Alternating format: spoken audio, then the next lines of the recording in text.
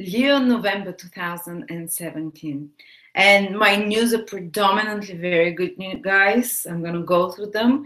But before that, it's important to mention that the Leo eclipse is getting triggered again this November. Remember, we had the full solar eclipse on the 21st of August, which happened at the last degrees of Leo. So anyone who has planets from the 25th till the 30th degree in Leo, whether it's Sun, Moon, Ascendant, Venus, Mercury, Saturn, Jupiter, or your midheaven, you know, or your seventh house cast, do check out my planetary detail table if you have anything important from 25 to 30 degrees Leo, because this point of the eclipse is getting activated and it can trigger serious big changes in your life, new beginnings of some sort that might feel disruptive, that might feel out of the blue, a bit shocking, but they are kind of, how do I say, they are, and not only that, but the other eclipse was in, I do believe it still has influence. The other eclipse was in Aquarius, the previous one at 15 degrees Aquarius, so 15 degrees of Leo will also be affected. So even people born from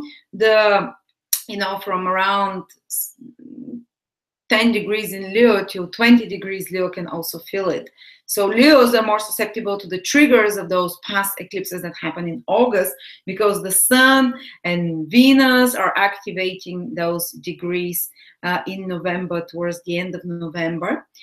So there might be some surprises if you're Leo, basically, this activation. But otherwise, for everyone else, let's see how Leo is being affected. If it's your ascendant, is particularly in Leo, to a lesser degree Sun or Moon as well. And let's see, well, if Leo is here, we put them at the eastern horizon when the sun rises. This is how we always build the horoscope. Then the biggest concentration of energy and all the important planets will be below the horizon for you guys. They'll be in the houses that are more private, that are more personal, that are connected with your private life, with your private affairs, contacts, everyday communications, not that are not so much in the public eye. Your love, romantic life, family, home, your relatives and co-workers and daily communications. So there is a lot of kind of, you might feel a little bit more like you're retrieved into a more personal world, that you're recharging back again. But let's see how you're being activated, Leos. Okay, we have Mars. The whole November, Mars will be in your third house, and this happens once every 2.5 years, sorry. 2.5 years only Mars goes into your third house, but it's a great position for Mars, because it gets you very activated and busy in regards to sorting out papers, documents, information. You might be very busy with deadlines and having to act very fast in regards to doing some papers, in regards to doing some documents, in regards to doing some reports of some sort. In regards to also, it energizes your courage to tackle in and learn new skills.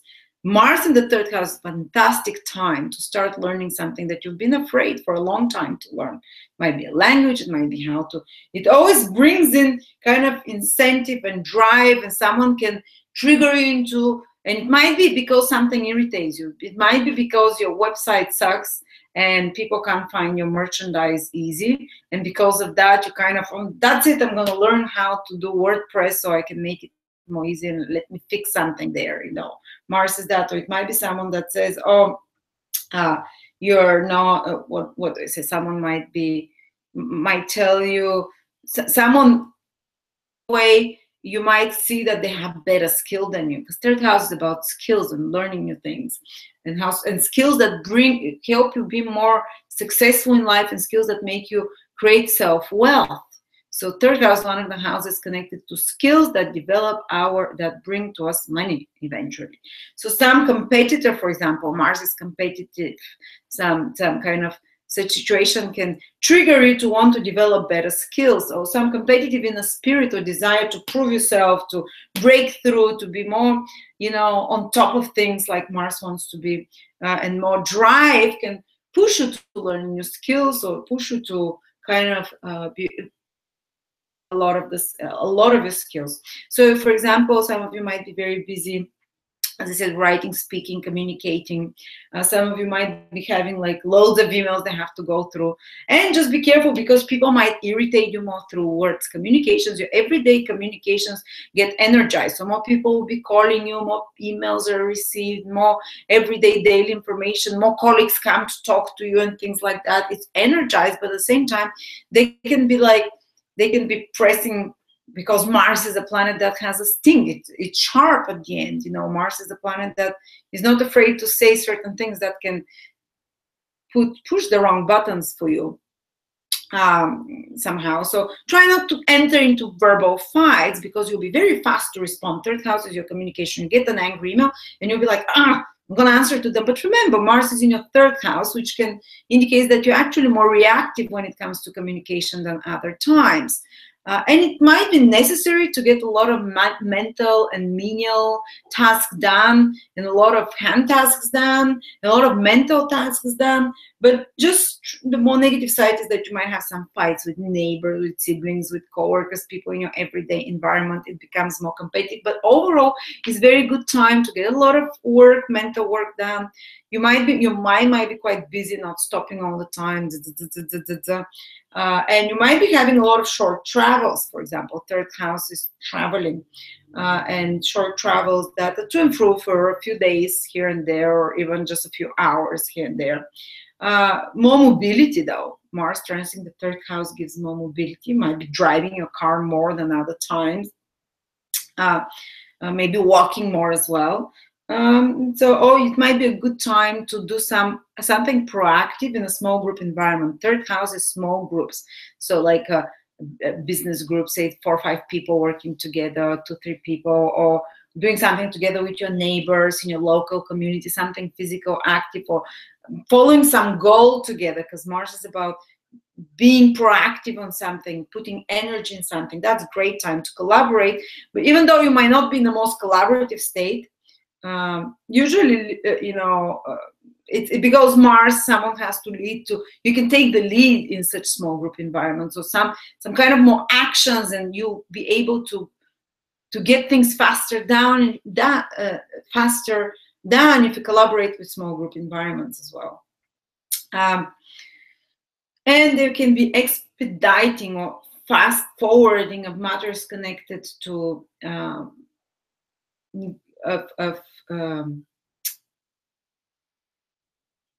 business activities of any sort. Usually tend to increase when Mars is in the third house.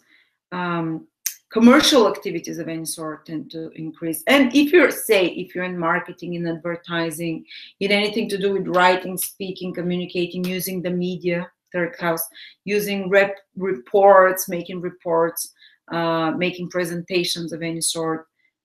This is all ruled by Mars, by the third house. Things will speed up. There'll be more competition there. There'll be more activity for you there. And you can be, if you're in sales, third house is communication. Mars is aggressively even selling things. You can make very, very intense marketing campaigns, for example. They can be more marketing campaigns or to get more contacts. Third house is making contacts with others. 111, 11 October the 11th, 111. I see 1, 2, 3, 5 ones on my laptop. That's very good. It seems something good is coming to a lot of Leos. Whenever I see such correspondences when I do videos, usually something kind of very good news. You can receive some very important good news, third house, that expedites your life, speed things up. And your goals as well is speed up. But the third house is some collaborations, as I said, in small group environments that are very proactive, very dynamic, increased flow of information and communications, and as I said, learning new skills, having more courage to tackle new things, creating new contacts. Maybe you can create more YouTube followers, more Facebook followers, or whatever. If you're in any kind of careers that third house, marketing, media, very busy, proactive, active, happening, so to speak, and aggressively marketing, aggressively getting those things done. Okay, then we have lots of planets. Actually, the biggest conglomerations of planets for you is happening in the fourth house. It's the Sun, Jupiter, and Venus. Wow, according to Western astrology, those three planets are the best benefics in astrology. In ancient astrology, the Sun is not a benefic because it's a bit overpowers things. It frustrates because it burns things, but still, I consider it a good planet because it tends to bring new beginnings, kind of. So, two benefics in your fourth house, guys. And by the way, remember Jupiter will be in your fourth house till November 2018. So, it's only the beginning of those good news, those good things that are going to be happening with your personal family, with your family life, maybe expanding of family members. Remember, I spoke in depth about how Jupiter will influence you in the fourth house in my October videos. Go back to check it for more details. But November, it's particularly activated that house because of those two other benefics. The Sun, which always brings new beginnings, revitalizes, and Venus, which is a planet of actually doing it in an easy, smooth way, bringing some material positive manifestation there. So what can happen? For example, if you're looking for a home, now you can find a place that you feel like you belong in and settle in, or at least make the first steps in that direction. If you want to beautify and make your home better, fantastic time to do it now. Again, it will happen with ease. The decoration, Venus is planet of beauty, design, decoration. Jupiter is opportunity, and helping things happen. If you want to sell or buy property, anything to do with real estate, or if you're yourself involved in real estate, then you'll go for it. Or you can just, that can be a month that is extremely productive and positive for you in some ways.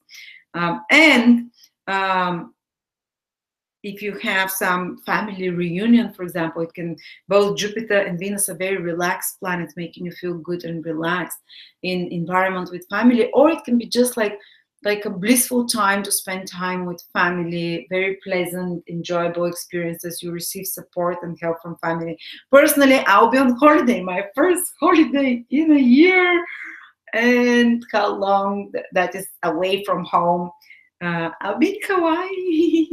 Yes, with family that will be helping take the burdens from watch the baby. So for me, this, because I'm Leo moon, and definitely I'll feel the support of female figures, Venus in the family, and being able to relax and have pleasant time with family. It's about nourishing the soul. Again, the fourth house is about giving you more emotional happiness. Even if nothing big is happening outside in your world, somehow those benefic planets in your fourth house can help you feel a bit more centered, a bit more emotionally stable. Of course, if you're one of those people for whom the eclipse triggers the degrees of the ascendant, sun, or moon, that can be, the eclipse point is way more important, than... But still, so it's going to be, and because Mars is very dynamic in your third house, you can be traveling somewhere, as I said, shorter than a month, basically travels is third house. Having a lot more communications, a lot more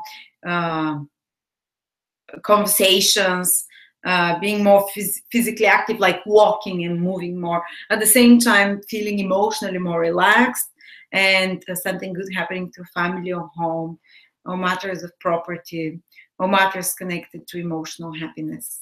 Yes. Or something good news can come about your mom, or something like that. And then the planets that are in your fifth house are Saturn and Mercury. Saturn's been in your fifth house, guys, for the past 2.5 years. And it probably brought you more responsibilities with children, taught you to be responsible towards more responsibilities in your love life, or maybe blockage or some kind of more serious or difficult developments happening in love life. Sometimes people divorce or break up, or start new commitments of some sort, or some kind of a blockage in regards to creativity, or having to work very hard on some creative project that almost without the feeling of inspiration. But anyway, it's the last month and a half of Saturn being in your fifth house, but it's gonna receive a lot of very supportive aspects. So let's see. It's the last Uranus trine Saturn. It's a very rare aspect. It's a 120-degree aspect, guys, and it's rare. I don't know if it's gonna repeat again soon. It's gonna repeat when Saturn is again in Saturn trine Uranus. When Saturn is again, I believe, more than 10 years, more or something like that. But no, even yeah, it will probably while it's in it's not going to be exact though, doesn't matter. So it's going to take many years before this repeats, and it's activating your 5th house and your 9th house. Now let's try to decipher how you can take advantage and what can happen in your life materially, can manifest in your life for this last positive Uranus trine Saturn. And it's like the last time you can catch this opportunity. Uranus is something new. Saturn is something old. Okay. So maybe a new adventure, because 9th house is about traveling, foreign countries.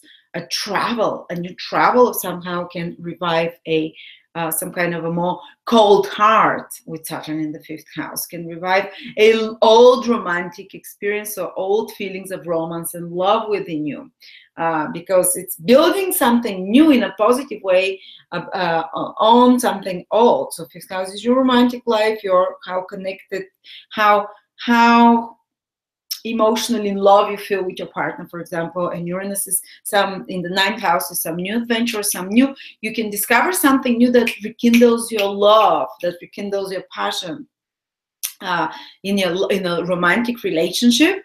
Or if there was some blockage in your romantic life overall with Saturn in the 5th house, it might be just no partner there, no romantic life there, or you might be married but it's like totally dead. And it's something, a new idea can rekindle it, or maybe going to a foreign place, 9th house, or maybe going on a lecture together, 9th house, learning something high, or maybe you reading some book, something that expands your mind, helps you revive and rekindle something in regards to relationship, or going to a coach, maybe a coach that's alternative, that has new expansive ideas, not the typical, kind of old school psychologist, but someone with new brilliant ideas. Something new, progressive, that is an advisor, coach, teacher, 9th house, that can help you revive romantic life, or that if there is some blockage in your romantic life, you can hear something, you can learn something, you can read something, or some teacher can appear in your life in the form of a friend, doesn't matter, but it's kind of like a advice that comes to you from your higher self, almost, the 9th house. So it can come as an intuitive flash to you, Uranus in the 9th house, or it's like, or God speaking to you. But no, God speaks to us by sending us books, by sending us people to tell us for something that can help resolve a long-standing problem you've had with a child or relationship with a child.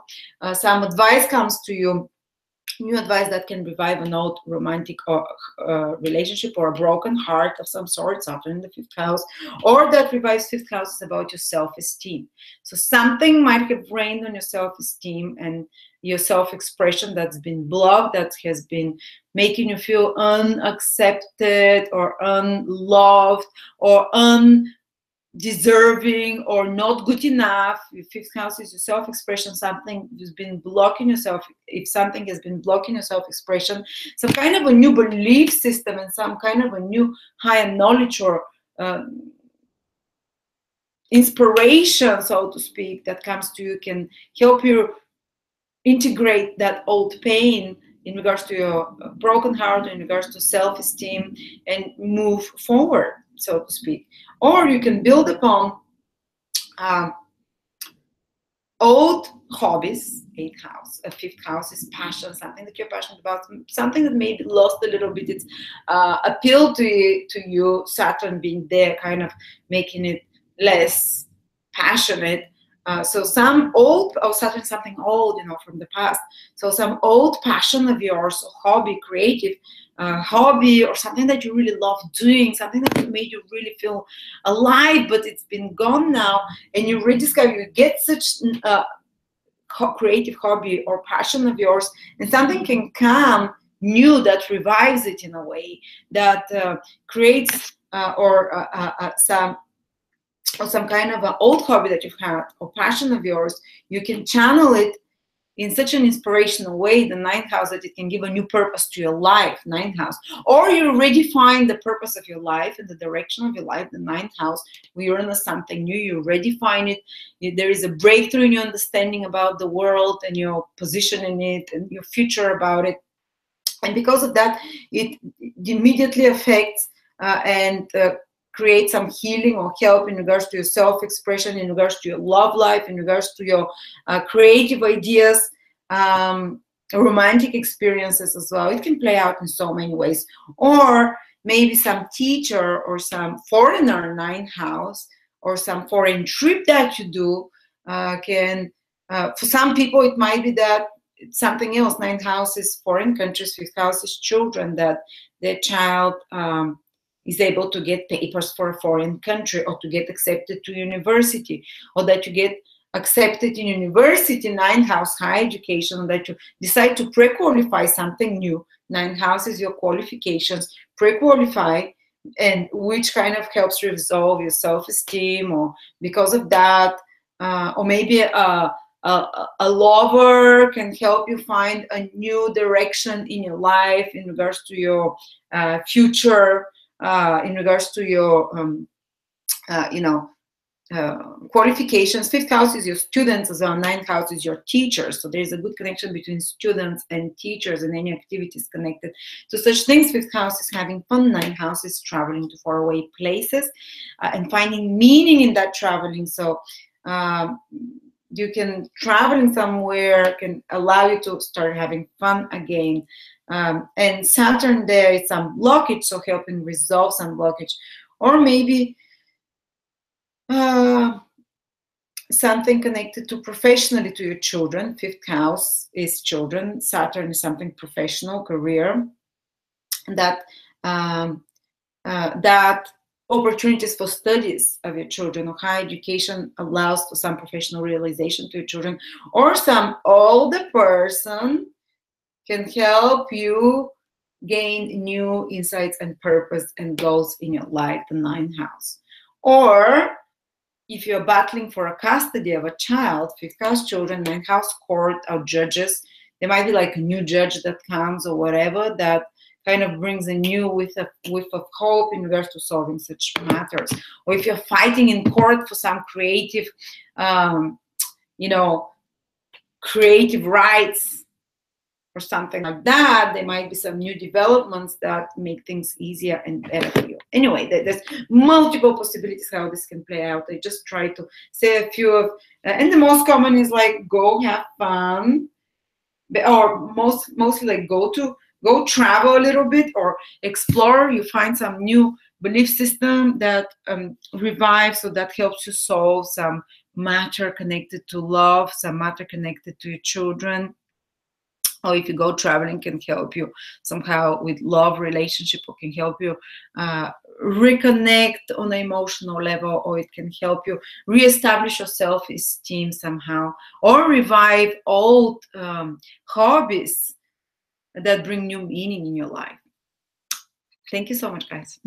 Hope that was helpful for you. Ooh, I can go on for days and days. But yeah, start watching me every week. And do check out those webinars I told you about. They'll be fantastic.